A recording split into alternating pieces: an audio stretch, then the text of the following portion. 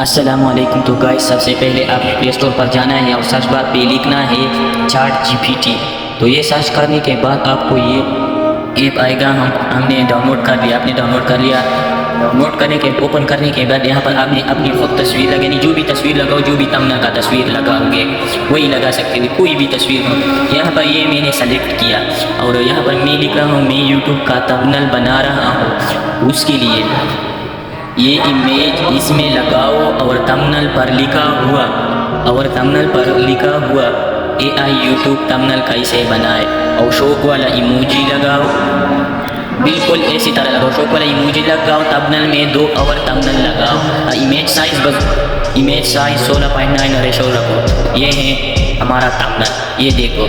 और video complete करने के बाद अगर वीडियो को लाइक नहीं किया तो वीडियो को लाइक करो और चैनल को ज़रूर सब्सक्राइब करो। तो मिलते हैं नेक्स्ट वीडियो, तब तक के लिए अल्लाह हाफिज़। ओके।